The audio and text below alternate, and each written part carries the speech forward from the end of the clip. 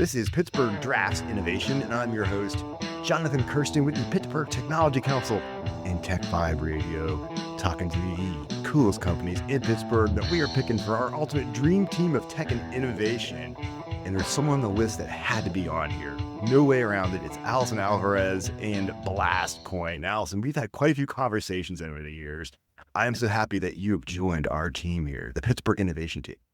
Awesome. Thank you so much for having me. Absolutely. Before we jump into things, I think everyone just needs to know the real quick and dirty of what BlastPoint does, because you guys have been doing, first off, you guys were like doing the big data thing before big data was cool, and you're doing big data for good in so many areas. And so tell us what BlastPoint does. Yeah. So we're an AI company. We're about to have our 10th anniversary, which is crazy. That's amazing. And we build systems that predict human behavior. We don't use LLMs. All of our software and all of our AI is auditable, so we can know whether or not we're being fair to people.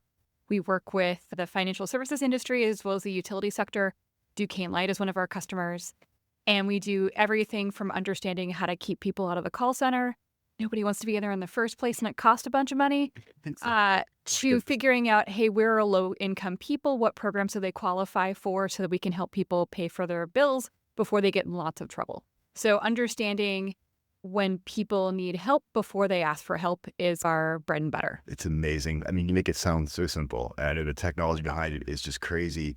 And this past year was a big year for the company. You got your first really big round of investment that really is just, I think, added some rocket fuel, for lack of a better term, to what BlastPoint is up to. Tell us about that, because when you said 10 years, you guys have been grinding away at this, making all the right moves, building yourselves very sustainably.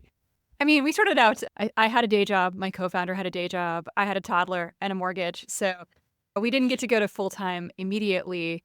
And it's taken us a little while to get here, but we successfully raised our Series A. We closed back in October of 2025. Super proud of it. We set out to raise $8 million. We ended up with 13.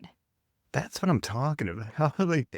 We'll do 13 instead, because once again, when I see that, there's so much value to what you're doing. People just don't go bending about cash in this day and age to invest in companies just because it's a marketing plan. Maybe something will happen. They actually see you've got customers. They see the impact that you're having.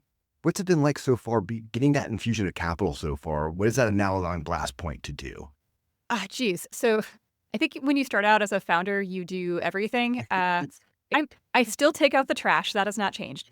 But it's allowed us to bring in people who are specialized in what they do. They've been there, done that. They have pattern matching. Interesting. Everybody up until now, I think we've all been at some point, it's the first time doing our jobs. And is it kind of weird? Like, oh my God. You figure out how to be a manager. You figure out, I had to figure out how to be a CFO. We hired a CFO. I'm so happy right now that I'm not doing that anymore. Congratulations. Yeah, I remember you in the spreadsheets. You were always good on the spreadsheet. That will never die. Okay. But yeah, we have people who are just really have been there, done that, have worked with other startups. And that's the difference at this level. We have the pattern matching ourselves. So we understand, hey, this is the level we should be at right now. This is how we should be measuring it. And everybody on the team has been on board. So we're a data company. We're all data nerds. So that makes things a little easier. I love it. We're all data nerds. Yeah. Now, speaking of data nerds, your co-founder, Tomer, super cool guy. I remember when you announced this funding round that he could actually start doing a little more of the tech side of things as opposed to just selling, right? We've let him off the chain. Oh my goodness. So his nickname is GP Tomer inside the company. So while our core technology is not LLMs, he's really been interested in what the new algorithms mean for AI in the long run. And he's been pushing a lot of innovation inside the company. So even things like how we sell has changed. Yeah. So we have our salespeople now can predict, hey, here's where all of the companies we're going after right now. It's only a few thousand, but we know where they are right now and where they should be with their mix of customers. And that technology was stuff that Tomer managed to build in 72 hours, which is pretty cool. In 72 hours.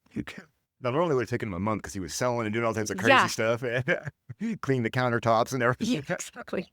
It just makes me so happy to hear like how this is allowing the company to literally blast off. Yeah. And that to me is just so exciting, which is why you're part of our innovation team. I cannot wait to see what the next year brings you guys. Any thoughts about how this continues to go? Obviously, I feel like you're off to a really good footing here. Where do you see yourself moving in the next year or so?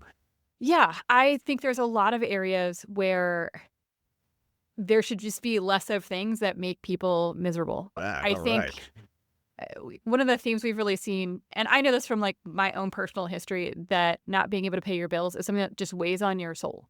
100%. And we think this is something that affects a lot of different sectors in the US economy. Totally. We've got a ton of data right now where we can tell, hey, here's who's going to stumble, here's where they're going to need help.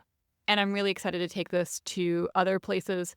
We believe that there should be less medical debt, for example, Interesting. and figuring out how to get people pre-qualified for programs so that, because I think we've all had this experience where we've had a procedure and then later on we get a mystery bill.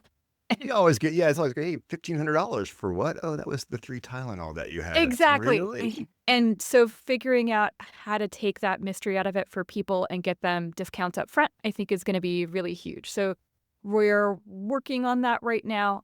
We see the same sort of patterns in the utility sector and elsewhere where energy prices are going up. It's just getting harder to pay for things. So if we can get people pre-qualified for programs so they don't have to fill out as much paperwork, that's really important to us. Oh, you have me so excited. Give me a little bit of goosebumps here because I just see you growing this and scaling this. And I just love it when tech is just helping people out.